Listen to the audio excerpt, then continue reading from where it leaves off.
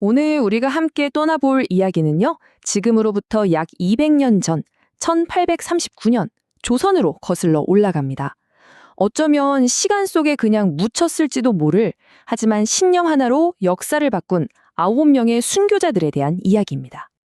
1839년 5월 24일, 역사의 9개의 이름이 나란히 새겨진 날입니다.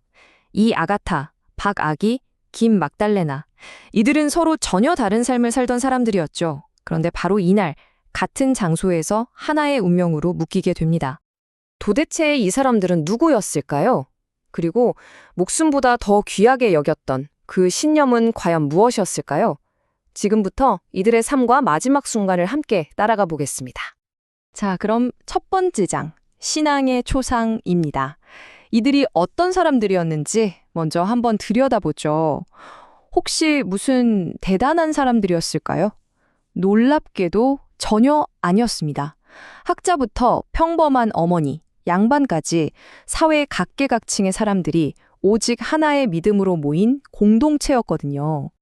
면면을 살펴보면 와, 정말 놀랍습니다. 한때는 방탕한 삶을 살다가 회개한 학자도 있었고요. 글 배우는 게 서툴러서 기도문을 외우기도 힘들어했던 어머니도 있었습니다. 또 가문의 극심한 반대를 무릅쓴 양반가 여성, 그리고 우리 이웃처럼 평범하게 교리를 가르치던 사람까지. 사는 모습도 배움의 깊이도 전부 달랐던 이들을 하나로 묶어준 건 오직 신앙, 그거 하나였습니다. 이들의 믿음이 처음부터 순탄했던 건 절대 아니었어요. 김 아가테의 경우엔 남편의 반대가 너무 심해서 소중히 여기던 성화나 종교서적들이 눈앞에서 불태워지는 고통까지 겪어야 했고요. 또 박아기는 기억력이 좋지 않아서 기도문 외우는 것조차 너무 어려워했죠. 하지만 그녀는 이렇게 고백했다고 해요. 저는 천주를 제가 원하는 대로 다 알지는 못하지만 제 마음껏 사랑할 뿐입니다.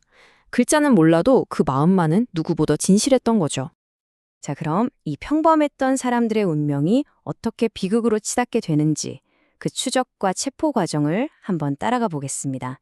박해는요, 수년에 걸쳐 아주 서서히 그리고 집요하게 진행됐습니다. 이 체포는요, 어느 날 갑자기 일어난 게 아니었습니다. 1836년 이 아가타가 처음 체포된 걸 시작으로 무려 3년이 넘는 시간 동안 포위망이 서서히 그리고 아주 무섭게 좁혀져 들어왔던 거죠. 그리고 1839년 4월 마지막 남은 이들까지 모두 잡히면서 9명 전원이 차가운 감옥에 갇히게 됩니다. 정말 끈질기고 집요한 추적이었습니다. 특히 마지막 체포 순간은 뭐랄까 한편의 영화 같았습니다. 기록을 보면 1839년 4월 7일 포졸들이 몇 주 동안 잠복하고 감시한 끝에 남 다미아노와 이 아우구스티노가 머물던 집을 완전히 포위해서 급습했다고 합니다. 그 순간의 공포와 긴장감이 정말 생생하게 느껴지는 대목이죠. 체포된 이들 앞에 놓인 건 상상조차 하기 힘든 혹독한 신문과 고문이었습니다. 이건 그냥 조사가 아니었죠. 신념을 꺾으려는 자와 지키려는 자의 그야말로 처절한 의지 싸움이었습니다. 신문관이 김 아가타의 믿음을 뿌리채 흔들려고 이렇게 물었다고 합니다. 네가 만약 죽도록 형벌을 받아도 예수 마리아를 배반하지 않겠느냐? 이건 단순한 질문이 아니죠. 거의 협박입니다. 죽음의 공포를 바로 눈앞에 들이민 겁니다. 그런데 그녀의 대답은 정말 단호했습니다. 차라리 죽을지언정 배반하지 못하겠습니다. 이 짧은 한마디에 흔들림 없는 그녀의 모든 것이 담겨 있었던 거죠. 정말 대단한 용기입니다. 학자였더니 아우구스티노 역시 마찬가지였습니다. 그는 자신의 신앙을 세상 그 무엇과도 바꿀 수 없다고, 모든 걸 다 잃어도 종교만큼은 배반할 수 없다고 분명히 말했습니다. 이들에게 믿음이 어떤 의미였는지 아주 명확하게 보여주는 증언이죠.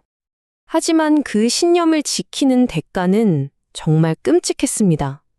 기록을 보면요, 살점이 찢기고 뼈가 드러날 정도로 계속해서 곤장과 몽둥이로 매질을 당했다고 합니다.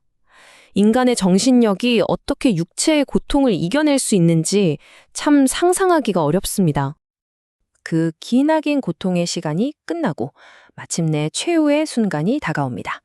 장소는 바로 서울의 서소문 밖 내거리, 수많은 사람들이 지켜보는 공개된 장소였죠. 1839년 5월 24일, 바로 이날입니다. 이날은 9명의 지상에서의 삶이 끝나는 날인 동시에 한국 천주교 역사에 영원히 기록될 날이기도 했습니다. 당시의 처형 방식은 이랬습니다. 먼저 죄수를 십자가 모양의 틀에 끌고 와서 팔과 머리카락을 묶습니다. 그리고 신호가 떨어지면 망나니가 칼을 내리치는 거죠. 자신의 신념을 굽히지 않은 이들에게 내려진 아주 잔인하고 공개적인 처벌이었습니다. 그런데 정말 놀라운 건 이 끔찍한 순간을 목격한 사람들의 증언입니다. 권 베드로는 오히려 기쁨에 가득 찬 얼굴이었다고 하고, 방 루치아는 칼날이 떨어지는 그 마지막 순간까지도 기도를 멈추지 않았다고 해요. 이 잔혹한 현실과 순교자들의 평온함이 정말 믿기지 않을 정도로 대조적이죠. 자, 그렇다면 이들의 죽음은 과연 무엇을 남겼을까요? 왜 우리는 200년 가까이 지난 오늘날까지 이들의 이야기를 기억해야 하는 걸까요? 그 영원한 유산을 한번 따라가 보겠습니다. 가장 중요한 사실은 바로 이겁니다. 이 사람들은 나라를 배신하거나 다른 사람을 해친 게 아니었어요.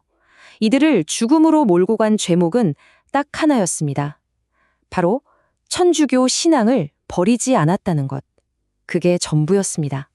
당시 조선에 있던 앵베르라는 신부님이 처형 직후에 목숨을 걸고 이들의 시신을 수습하면서 이런 편지를 남겼어요.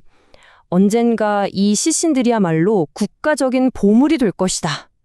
이미 그때 이 희생의 가치를 알아본 거죠. 그리고 그 예언은 그대로 이루어졌습니다. 1839년 9명의 이야기. 이 이야기는 오늘을 사는 우리에게 아주 묵직한 질문 하나를 던집니다. 여러분, 과연 무엇이 한 사람의 신념을 목숨보다 더 가치 있는 것으로 만드는 걸까요? 그 답을 한 번쯤 생각해 보시는 건 어떨까요? 오늘 이야기는 여기까지입니다. 들어주셔서 감사합니다.